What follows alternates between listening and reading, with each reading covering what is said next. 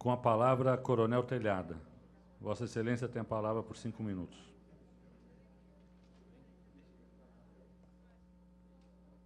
Boa tarde, senhor presidente. Boa tarde a todos os vereadores, todos os funcionários da Câmara Municipal, todos que nos assistem pela TV Câmara. Eu também venho nessa tribuna hoje lembrar vários problemas que temos tido não só na cidade de São Paulo, no estado de São Paulo, a violência que cresce cada dia mais devido às nossas leis hipócritas, nossas leis benévolas com o crime. O resultado tem sido terrível para a população de bem. Pais de famílias, crianças, policiais têm sido chacinados e, por incrível que pareça, uma coisa que me causa muita estranheza, órgãos que têm a obrigação de informar, a obrigação de fazer o bem para a população, acabam pendendo para o lado errado, para o lado do crime.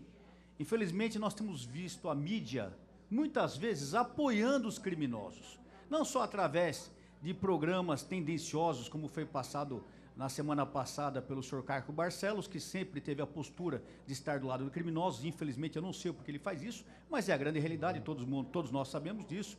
Não só na época que ele criticou veementemente a rota, inclusive o capitão Conte Lopes aqui presente, outros policiais, dizendo que a rota fazia absurdos, que ele não tem prova, ele simplesmente apega a versões criminosas, a versões de familiares, e acaba dizendo um monte de impropérios. E acaba ficando como se verdade fosse. Mas através de outros programas, eu estive essa semana vendo alguns programas de televisão e fiquei assustado, porque num desses programas chamaram um jovem que lá nos Estados Unidos, quando morava lá, filho de família privilegiada, porque estudava nos Estados Unidos, ele fez um trote dizendo que um avião ia ser explodido com uma bomba. Esse jovem foi preso, acabou puxando 1 ano de cadeia lá e voltou, e quando volta ao Brasil, qual não é o meu espanto? Quando os programas de televisão começam a chamar esse jovem, leva inclusive a mãe dele, para explicar o que está acontecendo, ou seja, ele passa a ser um popstar, ele passa a ser uma pessoa famosa, porque ele deu um trote que explodiu um avião. Então, o mau exemplo impera. Em vez de nós pegarmos bons exemplos para a nossa juventude, nós mostramos bons exemplos das coisas que não devem ser feitas. Conclusão, aquele indivíduo que é um pouco mais fraco de cabeça, que já tem a tendência para o crime, ele fala, eu vou cometer um crime porque eu quero ficar famoso. Semana retrasada, foi retratado num programa de televisão sobre a Susana Richthofen, que matou pai e mãe, e hoje é amigada com uma criminosa, que segundo consta, não é isso, capitão Conte, que sequestrou e matou uma criança.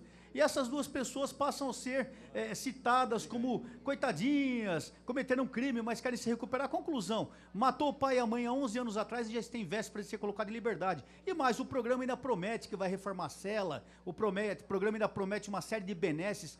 Qual a nossa luta, que nós que lutamos contra o crime, nos perguntamos, o que adianta toda essa luta? Se a imprensa promove, a imprensa não, uma parte da imprensa, uma parte da mídia, promove esses criminosos como pessoas a serem cultuadas. Os bons exemplos não são mostrados no Brasil. Infelizmente, o resultado é esse. Nós temos centenas de vítimas do crime e as pessoas não se preocupam com criminosos. Hoje de manhã, passando pelo Comando Geral da Corporação, fui tomar um café com o Coronel Gambaroni, e qual não foi minha surpresa quando eu soube que ele havia sido chamado à Secretaria de Segurança Pública para discutir sobre a letalidade da polícia. Isso me causou estranheza, porque quando a letalidade é contra a polícia, a letalidade é contra a população, ninguém se preocupa. Mas quando é bandido que começa a morrer, é vagabundo que começa a morrer, as pessoas, o governo se preocupa. O governo tem que atender o seu cidadão, tem que fazer cumprir a lei. Se há um confronto em que morre o bandido, o grande autor daquela desgraça é o próprio bandido.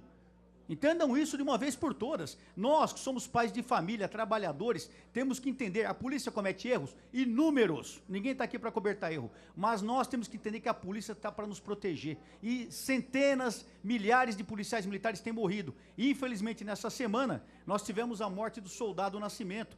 Vou dizer alguns dados aqui. No dia 18 de fevereiro passado, o soldado Nascimento, um jovem soldado, foi baleado em troca de tiros com bandidos na cidade de Dutra, na zona sul de São Paulo.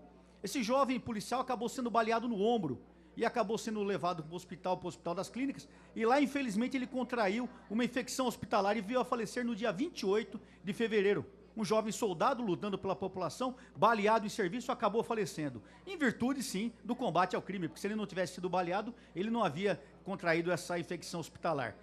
O Nascimento deixou a esposa grávida de 3 meses e uma filha de 4 anos, mais órfãos da Polícia Militar. mais pessoas desamparadas pelo Estado. E ninguém se preocupa com isso. Ninguém se preocupa com isso, porque o que dá Ibope, o que dá dinheiro é proteger bandido. E nós estamos pagando caro e vamos pagar mais caro. Nós estamos à beira de um caos. Eu venho há anos falando isso.